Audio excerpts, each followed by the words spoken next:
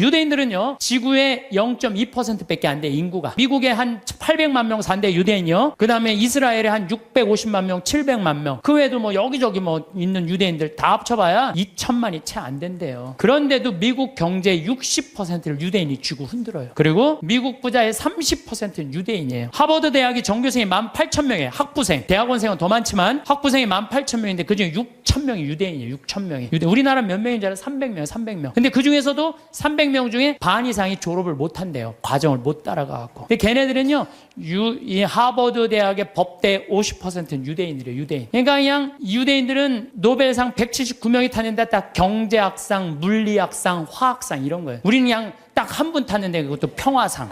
평화상. 얘네들은 다 머리로 타는 애들이에요. 머리로. 그럼 유대인이 똑똑해서 그렇게 하버드 미 8개 그 아이비리그 대학이라고 그러잖아요. 뭐 브라운 대학, 컬럼비아 대학, 하버드 대학, 뭐 예일 대학, 뭐 이런 대학, 요즘은 MIT, 뭐 스탠포드 몇 개 또 해갖고 하지만은 그 미 8개 대학의 20%는 유대인이래요. 그러니까 똑똑한 애들은 다 유대인. 아, 그럼 걔네들이 IQ가 좋으냐? 걔네들은요, IQ가 평균 95밖에 안 돼요. 우리나라는 106인데. 그러니까 유대인이 전 세계에서 IQ로는 26위밖에 안 돼요. 근데 왜 얘네들이 이렇게 똑똑하고 공부를 잘할까? 이건 부모의 종교교육에 있는 거예요. 종교교육.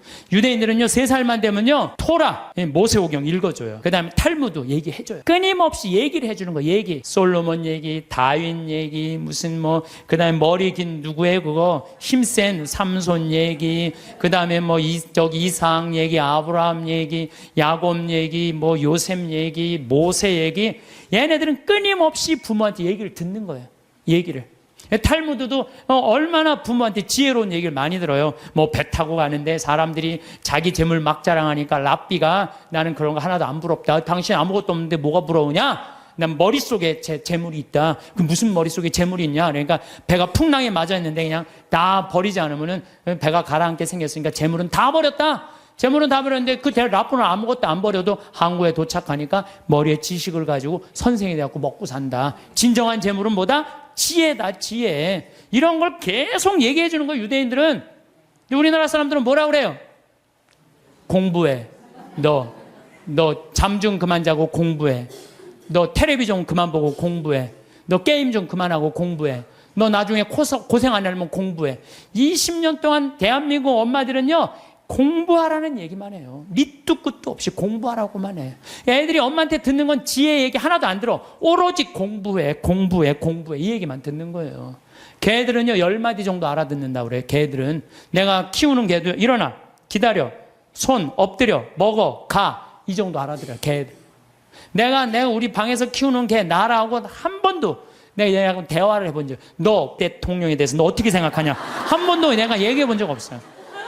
얘는 개니까 말귀를 못 알아듣잖아요. 말귀를 못 알아, 말 안 하는 거예요.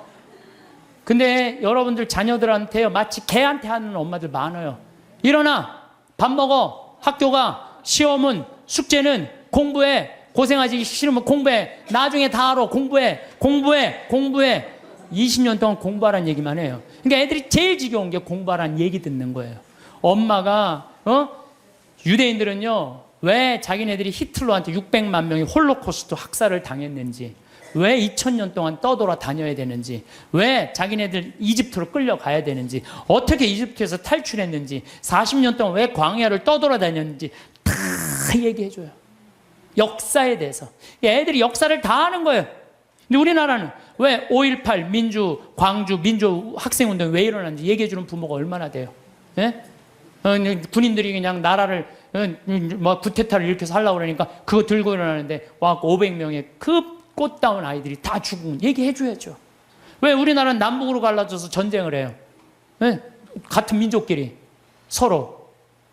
왜 남북으로 갈라졌어요? 해방을 했는데 북은 소련이 갖고 가고 남은 미국이 갖고 갔잖아요. 왜? 해방을 우리 자체적으로 못했잖아요. 독립 우리 자체적으로 한 게 아니잖아요.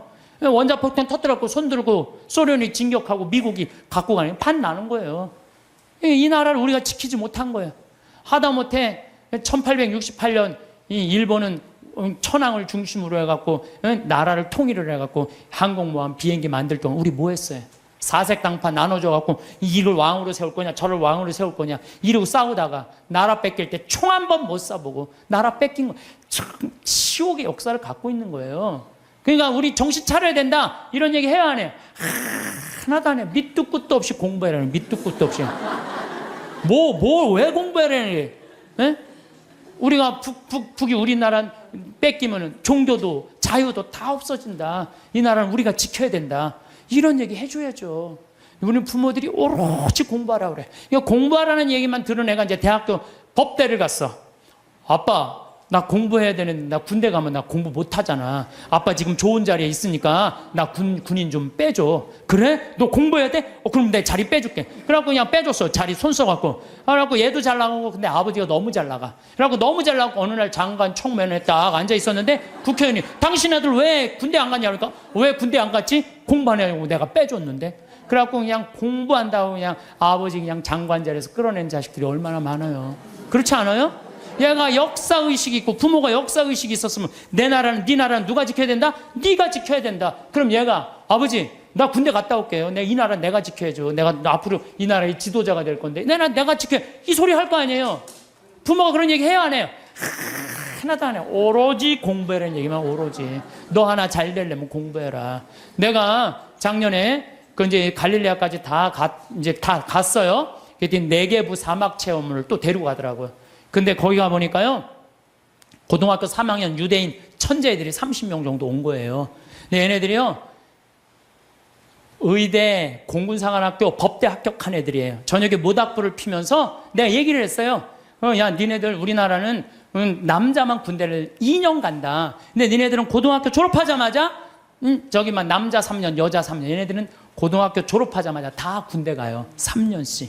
그래서 이스라엘에 가보면요, 군인 애들이요, 거의 청소년 애들이에요. 고등학교 졸업하자마자 가갖고. 그래서 내가 니네들 진짜 군대 가는 거 원하느냐? 벌런티어 하는 거냐? 그랬더니 의대 합격한 애가 눈이 반짝거리면서 뭐래느냐? 우리는 6억 명의 이슬람 속에서 둘러싸여 산다. 근데 우리 600만 명이 살아남으려면 내 나라는 누가 지켜야 된다? 내가 지켜야 된다. 얘네들은 분명한 거예요. 분명한 거예요.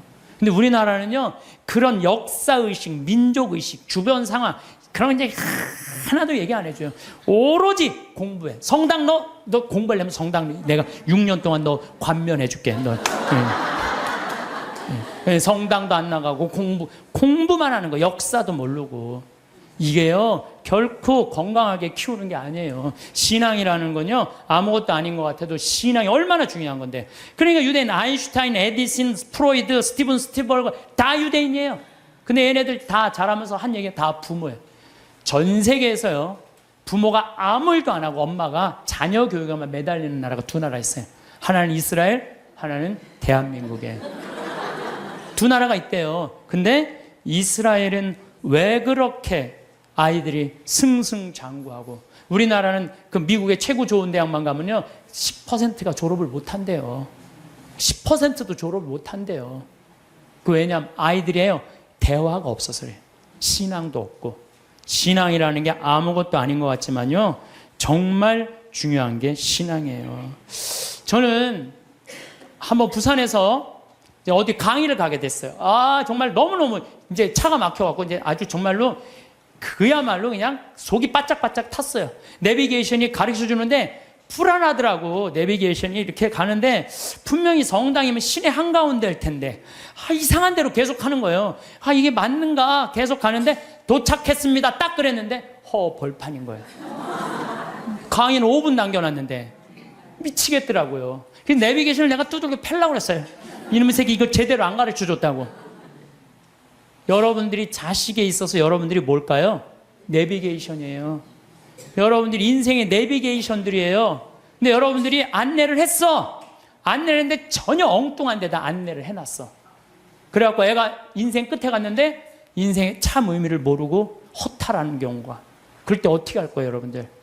정말 과연 내가 내 자식한테 인생의 내비게이션 역할을 잘하고 있는가? 내비게이션 최고의 좋은 내비게이션 역할은 뭐예요? 신앙생활이에요. 이정표 확인하듯이. 그래서 하느님 확 붙잡고 살아야 되는데 너 공부하려니까 너 끊어. 그래갖고 거미가 나뭇가지 타고 나는 거 줄 끊듯이 그냥 신앙을 딱 끊어버리는 거예요. 성당도 마찬가지예요. 여러분들 자녀들이 왜 성당 나가기 싫어하는 줄 알아요? 여러분들이 자녀들한테 뭐라 그래? 성당가, 성당가, 성당가, 성당가, 성당가. 그 얘기만 해요.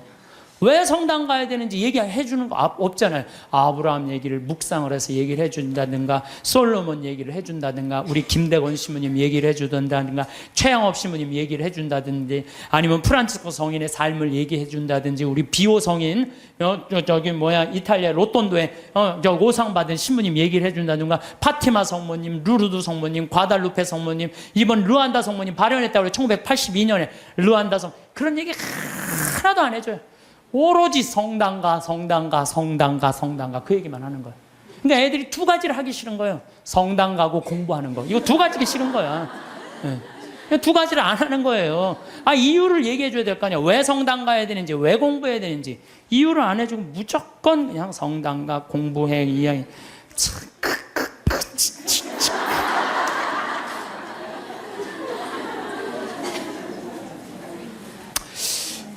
우리나라 아이들은요, 공부만 이렇게 한 아이들 이렇게 보면요, 난 참 불쌍해. 우리나라 아이들 왜 불쌍하냐면요, 얘네들이요, 밤 11시 반에 학원에서 끝난대요. 그럼 집에 오면 숙제가 있대요. 새벽 2시까지 숙제한대요. 아침 6시 일어나야 되는데 또 아침에 학교 가서 수업해야 되니까. 그러니까 얘네들이 친구를 사귈 시간이 없는 거야. 중고등학교 때 친구 우정이 평생을 가는 거 아니에요. 근데 자기 숙제하고 학원 다니느냐고 친구를 만나서 친구들하고 놀아야지 우정을 나눌 거 아니에요. 그런데 이게 친구를 사귈 시간이 없는 거야. 나는 우리나라 애들, 나는 이해가 안 되는 단어가 있어요. 아니, 학기 중에 새벽에 학교가, 밤중에 자율학습회, 학원과 새벽 2시까지 숙제, 방학 때 무슨 보충 수업을 또 해. 얘네들이 뭐가 모자란다고 보충 수업을 하냐고요. 방학 땐, 방학이라는 단어를 그럼 쓰지. 방학이라는 건 배우락을 놓을 방자를 쓰는 거예요. 공부하는 걸 놓는 게 방학이에요. 근데 이때 또 그냥 무슨 정말로 이게 정말 너무 답답해. 너무 답답해. 그러니까 아이들이요. 근데 우리나라가 그렇게 공부를 해도 효과가 좋으냐? OECD 국가 중에 우리나라가 학업 성취도가 24위예요. 30개 나라 중에. 잘 사는 나라. 핀란드, 내가 핀란드, 덴마크 다 다녀왔어요. 근데 걔네들은요, 오후 3시면 집에 다 가요. 엄마 아빠하고 같이 놀고 대화해요. 대화하는 게 공부하는 것보다 훨씬 교육 수준이 좋대요. 걔네들은 정말로, 걔네 성취도 1위예요. 오후 3시면 다 집에 가요. 부모하고 얘기해요. 그래 애들이 사람 냄새가 나는 거, 사람 냄새가. 근데 우리나라는요, 사람 냄새가 안 나요, 애들이. 나는 길거리에 눈 허옇게 뜨고 돌아다니는 애들 이해가 돼요. 아니, 그러는데 허옇게 안 뜨고 다니는 애들 어디 있어? 태어나서 공부해, 공부해, 공부해, 공부해. 이 얘기만 그냥 태어나갖고 좀 산 좀 보려고 그러면 엄마가 그냥 정신 나가면 그냥 창문에다 가나다라 마바 차탁 갖다니 누워서 모빌이 돌아가는데 기억력을 지글리글이 돌아가고. 아니, 이런 애들이 중고등학교 돼갖고 제정신으로 다니는 애도 어디 있어요? 눈 허옇게 뜨고 어른이 몸만 눈 뒤집어 뜨고 흰 눈동자 95%, 까만 눈동자 5%. 나는 요즘 애들 폭력적이고 반항적인 거 이해가 돼요. 당연히 그렇게 만드는 거 지금. 애들 정서적으로 잘 키워야 될 거 아니에요. 저는요, 중고등학교 때 내가 성당 다녔는데 성당 생활이 주야. 학교는 취미예요, 취미. 수업만 끝나면 무조건 성당 갔어요. 수업만 끝나면. 예술제 한다고. 나는 유대철 역할 했어요. 어렸을 때 유대철 성인 역할, 연극하고 기도하고 아이들끼리 모여서 누구 위해서 기도하고 또 뭐 여름에 좀 캠핑 간다면 한 달 내내 물건 준비하고 또 친구들끼리 싸우고 화해하고 이러면서 우정이 쌓이는 거예요. 그 성당에서도요, 우리는 성가 화음 마친다고 8명이 모이면요, 뭐 테너 저기 베이스 이게 하면서 애들 8명이 성가하고 그랬어요. 학교에서도. 나만 그런 게 아니에요. 우리 중고등학교 때는 토요일 날, 일요일 날이면 다 교회, 다 성당, 다 절에 갔어요. 그러니까 애들이 신앙생활이 기본이었어요. 그 중고등학교 때 신앙생활이라는 건 뭐냐면 거룩한 거에 깃들이는 거예요. 그러니까 우리 친구들 중에 12명이, 남자애들이 12명, 남자, 여자 한 20, 30명 됐는데 남자애들이 12명, 그 중에 6명이 신학교 간다고 그랬어요. 그 중에 3명이 신학교 갔어요. 하나는 외방성교회, 하나는 이번에 무슨 안식년 끝나고 난 다음에 그동안 쭉 교도소 사목하다, 하나는 환경하고, 나머지 3명도 하나는 아마 내가 정말 존경하는 친구인데 학교 선생님, 아마 학교에서도 정말 열심히 해. 지난번에 그 학교 강의 갔더니 저 선생님은 신부님 되는 게 낫겠다고 신학교 가려고 그랬던 아이니까, 또 하나는 교수하고 있고, 또 하나는 무슨 신협 이사하고 있고, 또 안 간다는 친구들도 어렸을 때 다 우리 신학교 가자 이랬던 애들이에요. 그래서 수원시청에 한번 갔는데 내 친구가 하나 있는데 팀장이래요. 그러고 저 오 팀장님은 신학교 가는 게 남분이라고. 그러니까 어렸을 때 신학교 가고 성당에서 어울리는 애들은요, 거룩해요. 거룩하고 정의로운 곳에 맛을 들여요. 여러분들 신문지에다가 생선을 싸면요, 비린내가 나요. 신문지에다가 향을 싸면요, 향이 나게 돼 있어요. 애들한테 공부해 이것만 하면요, 애는요 자기만 알게 돼 있어요. 경쟁만 할 줄 아는, 서로 친구끼리 화목하게 협동하고 이러는 게 없어요. 지금 애들은 그냥 나만 공부하면 되는 거야. 그러니까 얼마나 세상이 각박하냐 이거예요. 그래서 난 우리 중고등학교 때 성당 다니는 애들, 교회 다니는 애들, 절 다니는 애들, 정말 열심한 애들이 학교에서도 공부도 다 잘했어요. 보면은. 근데 그게 어느 순간인가 자율학습 학원에 다 뺏겨버린 거야. 그러면요, 공부는 잘할지 모르지만 나라는 안 건강해요. 왜? 중고등학교 때 신앙을 통해서 거룩한 가르침을 들은 애들은요, 저는 불교 가르침이든 천주교 가르침이든 개신교 가르침이든 종교라는 건 최고로 높은 가르침이에요. 그 가르침을 듣고 자라는 애들은 달라요. 달라도 뭐가 달라요. 근데 그냥 아무것도 지금 애들이 성당 가서 성서를 제대로 들어요. 자기네들이 토론을 해요. 아무것도 안 하잖아요. 그러니까 그냥 서로 왕따 시키고 그냥 정말 우리가 깜짝깜짝 놀랄 일들이 뉴스만 보면 나오잖아요.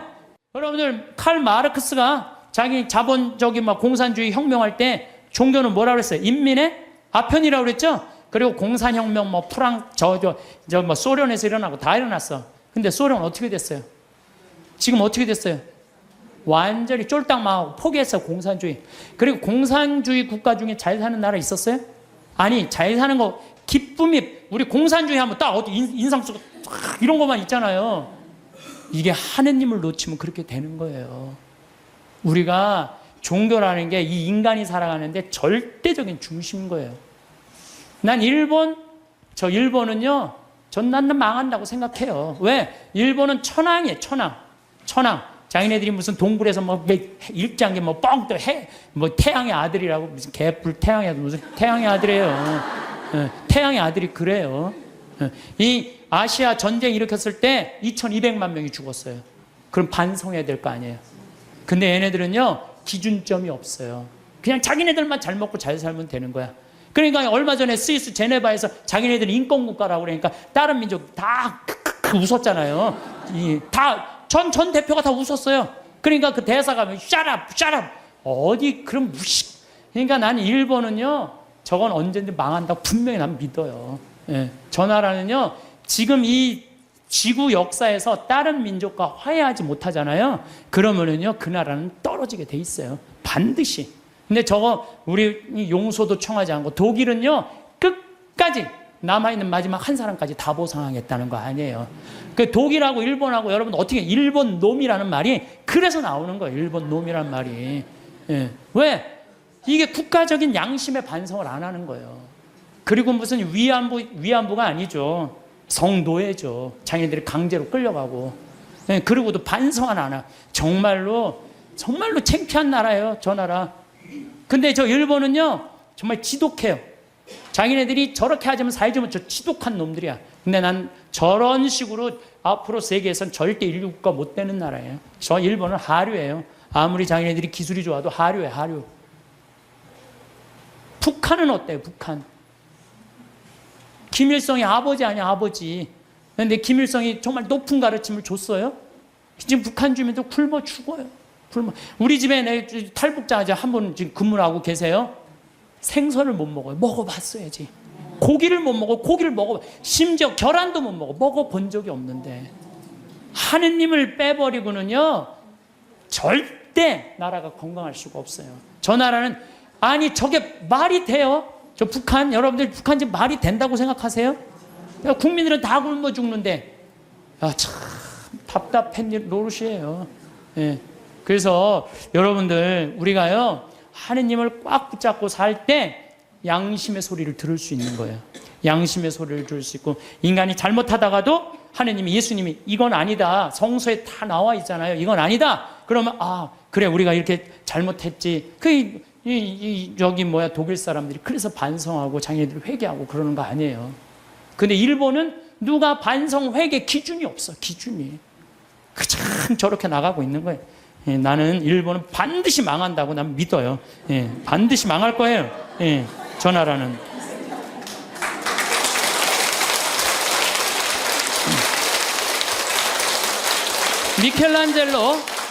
미켈란젤로가 성베드로 성당 돔을 하고 시스티나 성당 천장 천지 창조를 했어요.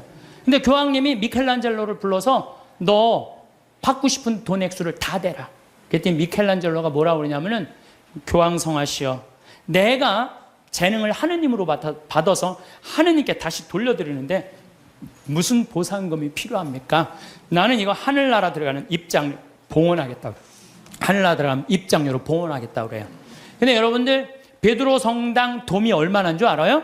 신라 호텔이 들어가요. 그 돔 이렇게 보면요. 내가 그래서 또 이번에 베드로 성당 가서 재봤어요. 신라 호텔이 진짜 들어가나? 근데 이 라인에 보니까요, 신라 호텔 들어가고 남을 정도로 크더라고요. 베드로 성당이 얼마나 크냐 하면은 잠실 운동장 2배만한 거예요. 크기가. 이 야구 때리면 140m 끝에 가잖아요. 베드로 성당 이 잎에서 저 끝이 178m예요. 베드로 성당 잠실. 그 어마어마한 걸 지면서 미켈란젤로는 한 푼도 안 받아요. 내가 하나님으로부터 받은 재능을 하나님께 돌려드리는데 무슨 내가 보상금을 받느냐고. 이거 하나님 꽉 붙잡고 3분. 그 다음에 스페인의 성가정 성당 가우디. 이 가우디는 지금 가경자예요. 복자 바로 밑에. 이분은 장가도 안 갔어요. 이 성당 하느님 집 짓는다고요? 옷도 아닙니다. 그냥 집 짓다가 너무 피곤하면 그 성당 앞에 공원이 있어요. 공원에 누워있으면 그 산거지, 그런 거지가, 그 천재가. 그래서 사람들이 이렇게 불쌍하다고 돈 주면요, 깨보면 막 동전이 이렇게 쌓여있으면 이거 신축금 한다고 이렇게 갖다 공사하는 사람들한테 주고.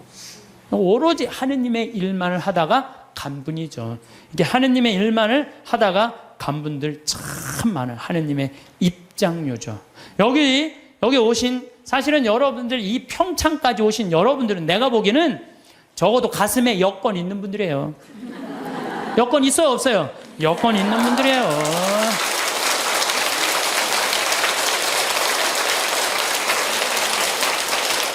그래서 여러분들은 돌아가실 때 어떻게 돌아가실 수 있어? 이렇게 웃으면서 돌아가실 수 있어요. 제발. 아니, 이게 농담이 아니고 여러분들 이 생각, 나는 죽을 때 싹 웃으면서 죽을 거야. 마음속으로 생각하세요. 이 세상 원도 한도 없이 열심히 살고 하느님 뜻 따라 살다가 죽을 때 난 이제 무슨 비행기 타고 가는 거야? 여러분들 비행기 다 통과하고 비행기 딱 타면 기분 좋아요, 안 좋아요? 좋죠? 싹 웃을 수 있듯이 우리가 이 세상 살기 열심히 살다가 마지막 날 돌아가실 때 가슴에 여권 있으면 웃으면서 돌아가실 수 있어요. 저는 이번 2013년 3월 마지막 주에 잠비아를 다녀왔어요. 잠비아 무프리나라는 지역을 갔다 왔어요. 내가 잠비아를 왜 가게 됐느냐면은 작년에 한 5월 6월경에 수녀님들이 프란치스코 제3의 수도자들이 피정을 왔어요. 우리 교우들이 피정을 왔는데 수녀님들이 도우러 왔는데 수녀님 16분이 왔는데 한 분이 얼굴이 새카만 거야. 그래서 내가 수녀님한테 물어봤어요. 수녀님, 남들은 다 얼굴이 하얀데 수녀님 왜 새카마냐고. 그랬더니 이 수녀님이, 신부님, 저는 잠비아에서 농장을 한다는 거예요. 무프리나 지역에서. 왜 농장을 하냐고 그러니까 거기 그냥 다 굶어 죽어갖고 농장을 해서 거기에 있는 젊은 아이들한테 농업을 가르쳐서, 잠비아가요 우리나라보다 7배 커요. 남한보다. 땅이 엄청, 그리고 다 평지. 근데 얘네들이 농사를 질 줄 모르는 거야. 그래서 수녀님이 나는 거기 농사를 가르쳐서 잠비아 사람들이 잘 먹고 살게 해주려고 지금 농장을 운영한다는 거예요. 그래서 내가 눈이 이만해졌어요. 수녀님 무슨 농장을 해요? 그랬더니 몇 평이야? 그랬더니 80만 평이래요. 80만 평. 수녀님, 근데 한국은 왜 들어오셨어요? 17년 동안 거기서 사셨대요.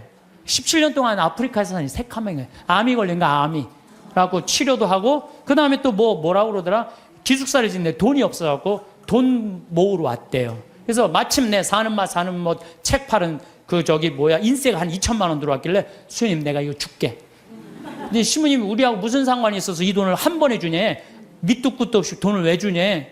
수녀님 무슨 소리를 이렇게 섭섭하게 하느냐고. 수녀님 하느님 일하고 나도 하느님 일하는 사람이야. 근데 수녀님이 아프리카에 가서 나는 생태마을을 꾸미고 싶은 게 내 꿈이야. 근데 수녀님이 이미 생태마을을 아프리카에서 꾸미고 있는데 내 일을 대신해 주는데 이 돈은 돈도 아니다. 가져가라. 그랬더니 시부님 딱 요 돈이 모자랐다는 거예요. 너무너무 감사하다고.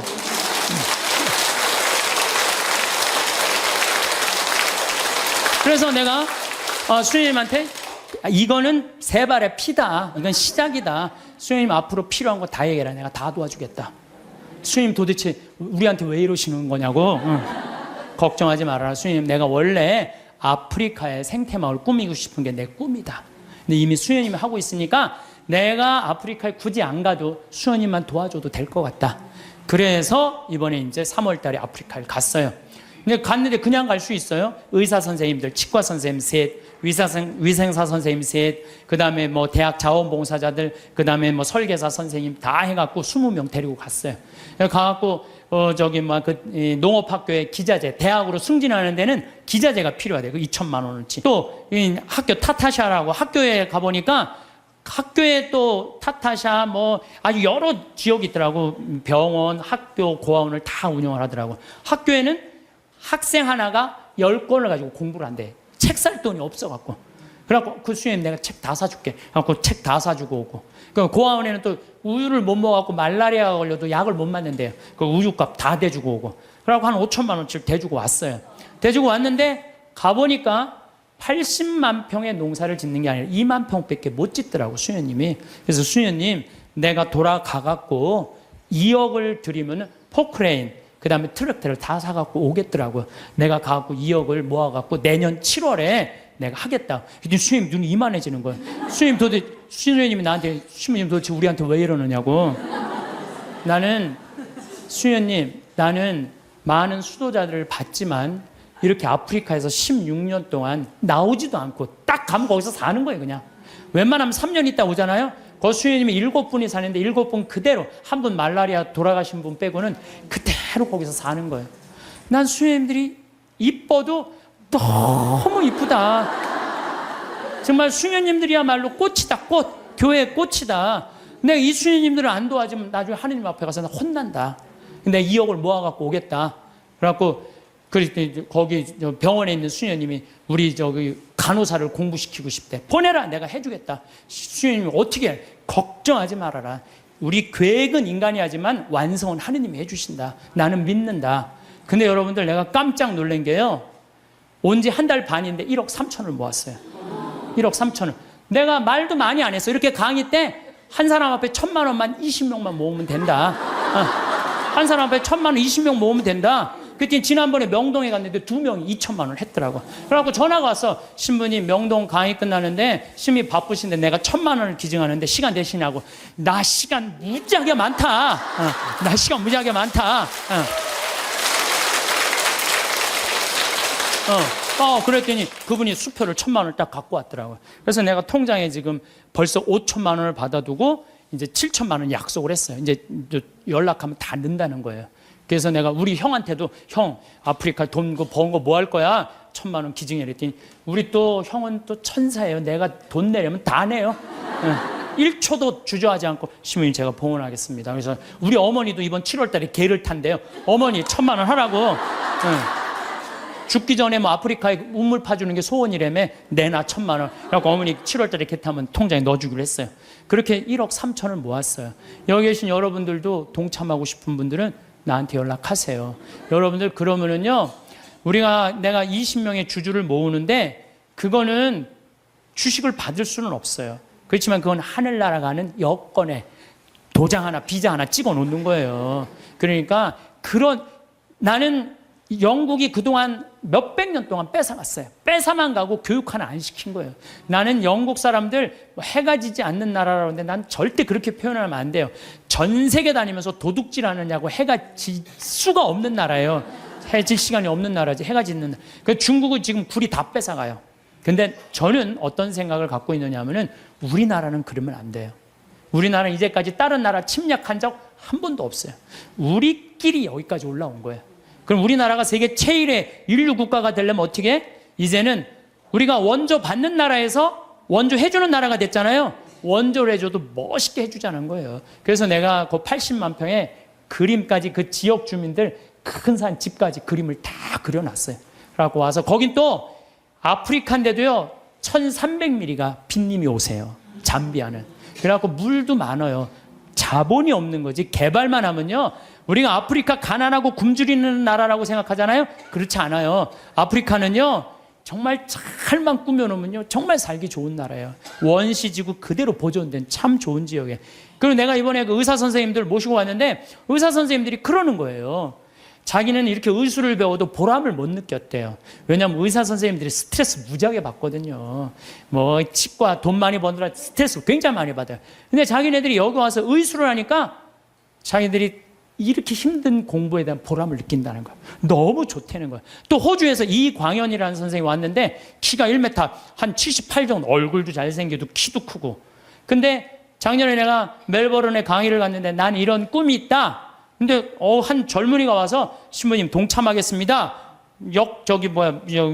그걸 명함을 줬어요. 난 그거 잊어먹었죠. 근데 이 친구가요 계속 우리 인터넷에서 검색을 한 거야.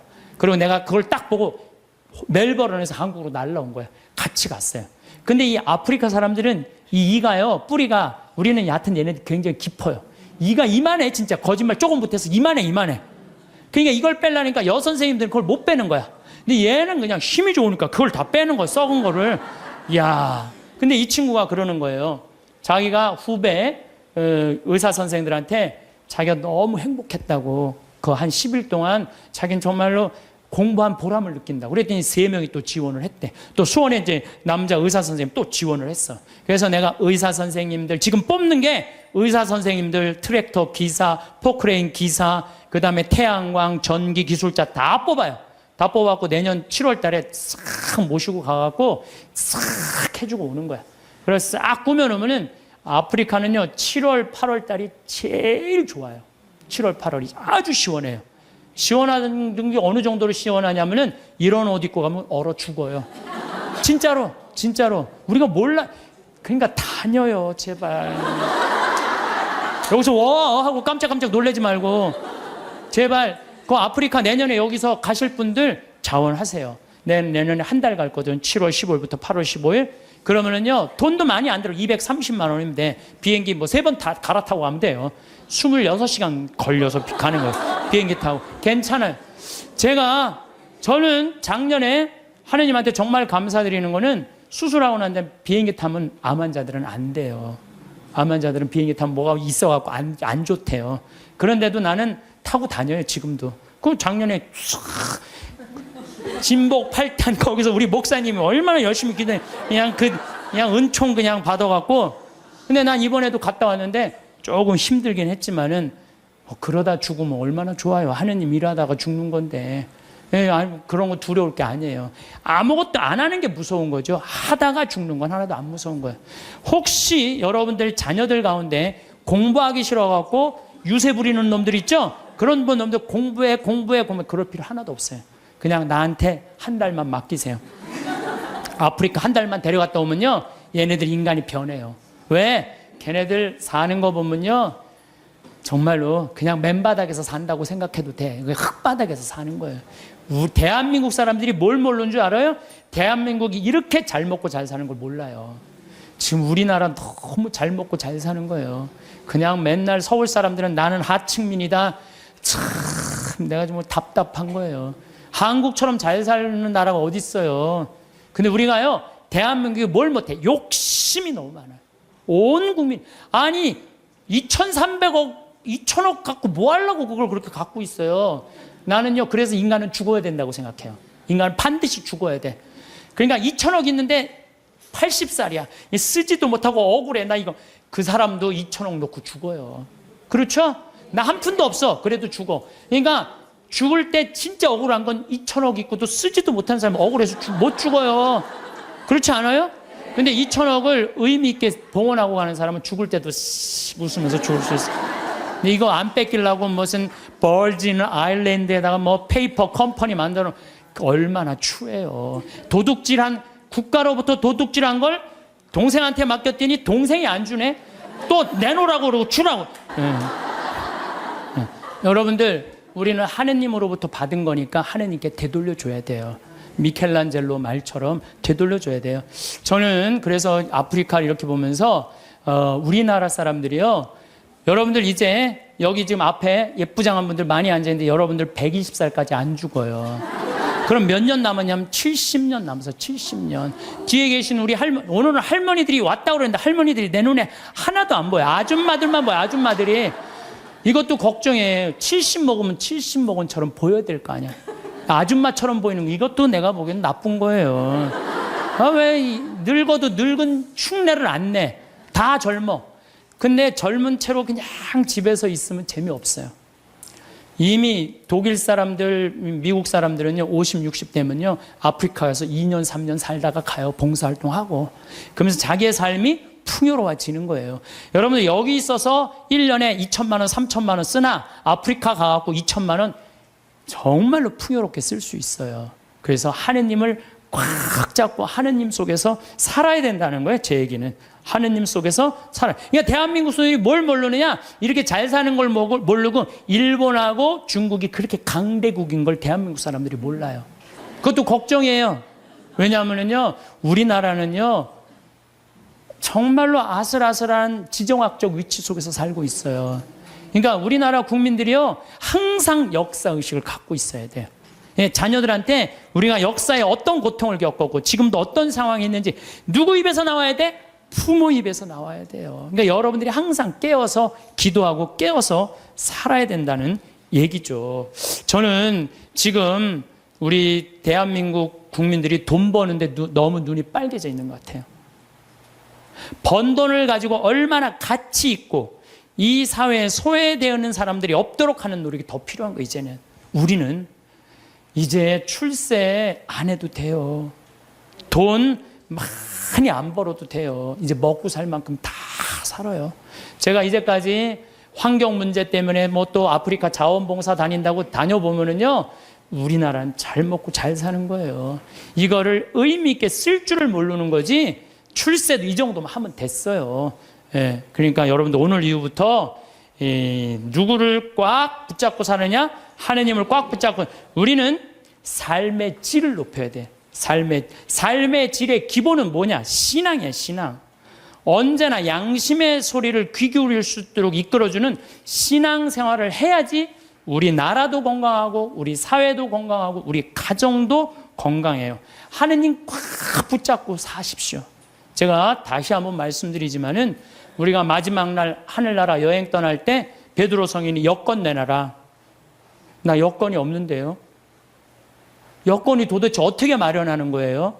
여권 어떻게 마련해요? 마태복음 25장에 뭐라 그랬어요? 내가 굶주릴 때, 헐벗었을 때, 감옥에 갇혔을 때, 목말랐을 때 나한테 찾아와주고 옷 입혀주고 물 먹여주고, 그게 바로 나에게 해준 것이다. 오른편에 있는 사람, 너희들 하늘나라에서 준비한 상을 받아라. 그러죠? 왼편에 있는 사람들한테 너희들은 저쪽으로 가라. 영원히 꺼지지 않는 불 속으로 가라. 우리가 당신 언제 그렇게 천대했다고 그러냐고. 내 이웃 중에 가난하고 굶주리고 감옥에 갇히고 헐벗어 사는 사람 돌보지 않는 게 곧 누구한테 돌보지 않는 거다? 나를 돌보지, 예수님이 나를 돌보지 않은 거다. 하늘나라 여권 준비하는 거 어려운 거 아니에요. 여러분들 어려운 이웃한테, 특히 아프리카, 잠비아, 물론 우리 이제 내년에는 제가 페루도 가고 브라질도 가고 많이 갈 계획을 다 갖고 있어요. 그럴 때 내가 못 가더라도 어떻게? 동참이라도 해라. 동참이라도 해라. 예, 그게 하늘나라 여권 딱. 그래서 딱 비행기 탈 때, 저기 막 수속할 때 베드로 성인이 여권, 그럼 여기 있습니다. 딱 여권 어디 있지? 이거 내가 먹고 사느냐고 바쁘고 여권 준비 못했네요. 그럼 넌 저리 어두운 데로 가라. 땅을 치고 통곡해도 아무 소용 없다는 거예요. 적어도 여기 오신 여러분들은 내가 보기엔 돌아가실 때 어떻게 돌아가실 수 있어? 정말로 여러분들 돌아가실 때 난 이제 누구 만나러 간다? 예수님 만나러 간다. 하느님 만나러 간다. 내 여행은 환상적일 것이다. 그런 마음으로 여러분들 사시면 이 세상에서도 즐겁고 저 세상에도 즐거울 거예요. 그래서 여러분들 돌아가실 때 웃으면서 돌아가시기를 바라겠습니다. 늦은 밤 11시가 넘어서도 학원 셔틀버스를 기다리는 아이들의 모습이 이제는 너무도 자연스러운 풍경이 되었습니다. 우리는 아이들에게 공부하라는 외침으로 어떻게 좋은 성적을 받을 것인가에 대한 방법론만 주입하고 있습니다. 좋은 대학에 가려면 어떤 과목을 집중해서 공부해야 하는지, 좋은 직장에 취업하려면 어떤 스펙을 쌓아야 하는지 말입니다. 하지만 정작 왜 살아야 하는가에 대한 질문은 사라졌습니다. 수많은 지식과 정보를 습득하지만 그것을 꿰뚫는 자신만의 관점이나 철학이 없는 유능하지만 공허한 인간으로 성장하고 있는 것은 아닐까요? 이 글에서는 자녀에게 공부라는 기술적 훈련을 넘어 삶의 의미와 방향을 설정하게 돕는 이야기를 들려주는 것이 왜 중요한지에 대해 함께 생각해보고자 합니다. 공부는 분명 중요합니다. 특정 문제를 해결하는 지식과 기술을 가르쳐주죠. 하지만 삶에서 마주하는 복잡하고 예측 불가능한 문제들은 단순한 지식만으로 해결할 수 없습니다. 본래 인간의 성장을 위한 수단이었던 공부가 어느새 목적 그 자체가 되어버렸습니다. 이는 아이들을 성적이라는 획일적인 잣대로 평가하게 만들고 과정의 의미를 잃게 합니다. 생각해보면 우리 아이들은 정말 많은 것을 알고 있습니다. 영어 단어도 수백 개씩 외우고 수학 공식도 척척 풀어냅니다. 하지만 정작 왜 공부를 해야 하는지, 내가 정말 원하는 것이 무엇인지에 대한 답은 갖고 있지 못합니다. 그 결과 아이는 스스로 사유하는 능력을 잃고 실패를 두려워하며 내면의 목소리보다 외부의 평가에 의존하는 삶을 살게 됩니다. 그렇다면 우리 아이들이 스스로 생각하고 삶의 방향을 찾을 수 있도록 도와주는 방법은 무엇일까요? 바로 이야기가 가진 힘을 떠올릴 필요가 있습니다. 여기서 말하는 이야기는 단순한 전래동화나 어린이용 책이 아닙니다. 문학, 철학, 역사, 그리고 부모님 자신의 삶의 경험까지 포함하는 깊이 있는 이야기입니다. 문학은 직접 겪어보지 못한 타인의 삶과 감정을 깊이 있게 체험하게 합니다. 흥부가 왜 그렇게 착하게 살았는지, 춘향이는 왜 변학도의 유혹을 거부했는지 함께 이야기해보면 어떨까요? 이를 통해 공감 능력을 기르고 인간의 복잡한 내면을 이해하며 편협한 시각에서 벗어나게 됩니다. 책 속 주인공들의 고민과 선택을 함께 들여다보면서 아이는 자신과 다른 생각을 가진 사람들을 이해하는 법을 배웁니다. 이것이 바로 진정한 소통의 시작입니다. 문학 작품을 읽고 나서 이 주인공의 마음이 어땠을까? 만약 얘가 그 상황에 있었다면 어떻게 했을까? 같은 질문을 아이와 함께 나누면 좋겠습니다. 정답이 있는 것이 아니니까 아이의 생각을 충분히 들어주고 존중해 주시면 됩니다. 심청이가 아버지를 위해 인당수의 몸을 던진 이야기를 들려주면서 효도란 무엇인지, 사랑이란 무엇인지 함께 생각해보는 시간을 가지면 어떨까요? 요즘 아이들에게는 다소 무겁게 느껴질 수 있지만 그런 깊은 사랑과 희생의 의미를 알게 되면 마음이 한층 더 단단해질 것입니다. 아이들이 가장 필요로 하는 것은 정답이 아니라 질문입니다. 철학적 이야기는 나는 누구인가, 무엇이 옳은가와 같은 근원적인 질문을 던지게 합니다. 정해진 답을 찾는 것이 아니라 스스로 답을 만들어가는 사유의 근육을 단련시킵니다. 친구가 거짓말을 하면 어떻게 해야 할까? 성공이란 무엇일까? 같은 질문을 일상 대화에서 자연스럽게 던져보면 어떨까요? 아이의 어설픈 대답이라도 끝까지 들어주고 함께 고민해보는 시간을 가지면 좋겠습니다. 어린 시절부터 이런 질문들을 접한 아이는 자연스럽게 깊이 있는 사고를 하는 습관을 기르게 됩니다. 왜 거짓말을 하면 안 될까? 라는 때 선생님이 그러니까 나쁜 짓이니까 라고 답하는 것이 아니라 정말로 거짓말이 왜 나쁜 것인지 스스로 생각해보게 되는 것입니다. 때로는 아이가 어른들을 당황하게 할 만한 질문을 던질 수도 있습니다. 왜 착하게 살아야 해요? 나쁜 사람이 잘 사는 것 같은데요? 같은 질문 말입니다. 이런 질문을 받았을 때 당황하지 마시고 오히려 정말 좋은 질문이네 라고 격려해주면 좋겠습니다. 그리고 함께 그 답을 찾아가는 과정 자체가 바로 철학적 사유의 시작입니다. 그렇다면 부모는 어떻게 아이에게 이런 이야기를 들려줄 수 있을까요? 무엇보다 중요한 것은 가르침이 아닌 대화로 접근하는 것입니다. 이야기는 일방적인 가르침이 아닙니다. 식탁에서 오늘 본 뉴스에 대해, 주말에 함께 본 영화에 대해, 부모님이 젊었을 때 겪었던 고민에 대해 자유롭게 대화하는 것에서 시작됩니다.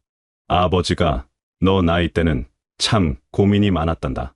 친구들은 모두 서울로 나가는데 나는 시골에 남아서 할아버지를 돌봐야 할지 말지. 이런 이야기를 들은 아이는 부모도 자신과 같은 고민을 했다는 것을 알고 인생의 선택에 대해 더 깊이 생각하게 됩니다.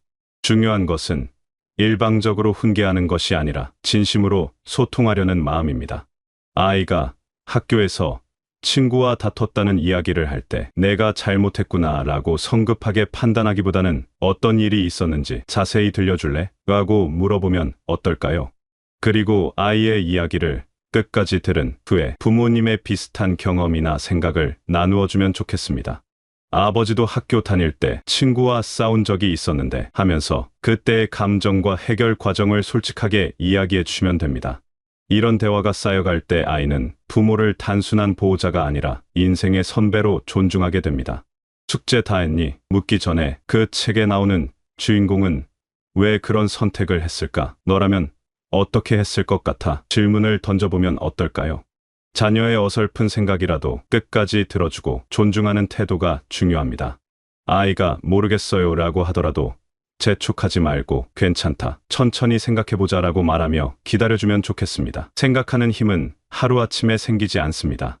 예를 들어 아이가 동화책을 읽고 있다면 재미있어? 라고 묻기보다는 이 이야기에서 누가 가장 용감했을까? 만약 내가 그 상황에 있었다면 어떻게 했을까? 물어보면 어떨까요? 아이가 대답을 하면 왜 그렇게 생각해? 라고 한 번 더 묻고 그 생각의 근거를 들어보는 것입니다. 이런 대화가 반복되면 아이는 자연스럽게 깊이 있게 생각하는 습관을 기르게 됩니다. 그리고 자신의 생각을 논리적으로 표현하는 능력도 함께 기르게 되지요. 무엇보다 중요한 것은 틀렸다는 평가를 하지 않는 것입니다. 아이의 생각이 어른이 보기에 부족하더라도 그런 생각도 있을 수 있겠네라고 인정해주면 좋겠습니다. 무엇보다 부모님이 자신의 삶에서 어떤 가치를 중요하게 여기고 어려움을 어떻게 극복해 나가는지를 보여주는 것 자체가 가장 강력한 이야기입니다. 삶의 태도와 철학은 설명하는 것이 아니라 증명하는 것입니다. 어려울 때 도움을 주는 모습, 실패했을 때 다시 일어나는 모습, 화가 나도 참을성을 가지고 대화하려는 모습을 보여주면 좋겠습니다. 아이는 그 모든 것을 지켜보고 있습니다. 예를 들어 부모님이 직장에서 어려운 일을 겪고 있을 때 그 힘든 상황을 어떻게 극복하려고 노력하는지 아이에게 보여주는 것입니다. 요즘 아버지가 회사 일이 좀 힘들다. 하지만 포기하지 않고 최선을 다해볼 거야 라고 말하며 실제로 끝까지 노력하는 모습을 보여주면 아이는 어려움을 어떻게 대처해야 하는지 자연스럽게 배우게 됩니다. 또한 부모님이 실수를 했을 때도 솔직하게 인정하고 사과하는 모습을 보여주면 좋겠습니다. 아버지가 어제 너에게 화를 낸 것은 잘못이었다. 미안하다라고 말하는 부모의 모습에서 아이는 진정한 용기와 겸손함을 배우게 됩니다. 완벽한 부모가 되려고 노력하는 것보다 실수를 인정하고 성장하려는 부모의 모습이 아이에게는 더 큰 감동을 줍니다. 채우는 교육에서 불을 지피는 교육으로 자녀의 머리를 지식으로 가득 채우는 부모가 아니라 가슴에 질문의 불씨를 지피는 부모가 되어야 합니다. 이야기를 통해 성장한 아이는 세상의 지식을 지혜롭게 사용할 줄 알며 타인과 깊이 있게 연결되고 흔들리는 세상 속에서도 자신만의 중심을 잡고 살아가는 단단한 개인으로 성장할 것입니다. 우리가 아이들에게 물려줄 수 있는 가장 소중한 유산은 돈이나 지위가 아닙니다. 어떤 상황에서도 스스로 생각하고 판단할 수 있는 능력, 타인을 이해하고 공감할 수 있는 마음, 그리고 무엇보다 삶의 의미를 찾아가는 지혜입니다. 물론 이런 교육은 당장 눈에 보이는 성과를 내지 못할 수도 있습니다. 옆집 아이가 영어 학원을 다녀서 나를 잘하는 것을 보면 우리 아이와 이야기만 나누고 있는 것이 답답할 수도 있습니다. 하지만 생각해보면 어떨까요? 진짜 중요한 것은 10년, 20년 후 우리 아이가 어떤 사람이 되느냐가 아닐까요? 이야기를 통해 자란 아이는 성인이 되어서도 계속 배우고 성장하는 사람이 됩니다. 새로운 상황에 유연하게 적응하고 어려움이 와도 포기하지 않고 해결책을 찾으며 다른 사람들과 진정한 관계를 맺을 수 있는 사람이 되는 것입니다. 그리고 무엇보다 이 이야기를 나누는 과정에서 부모와 자녀 사이에는 특별한 유대감이 형성됩니다. 아이가 커서 사춘기가 되고 어른이 되어도 어려울 때 부모님께 마음을 털어놓을 수 있는 관계가 만들어지는 것입니다. 이것이야말로 우리가 바라는 진정한 교육의 결과가 아닐까요? 오늘 저녁 식탁에서 아이와 함께 이야기를 나누어 보면 어떨까요? 숙제와 성적 이야기 말고 진짜 삶의 이야기를 말입니다. 오늘 학교에서 뭐 배웠니? 대신 오늘 하루 중에서 가장 기억에 남는 일이 뭐야? 라고 물어보면 어떨까요? 작은 변화부터 시작해보면 좋겠습니다. 아이와 함께하는 이야기의 시간이 우리 아이들에게 줄 수 있는 가장 소중한 선물이 될 것입니다.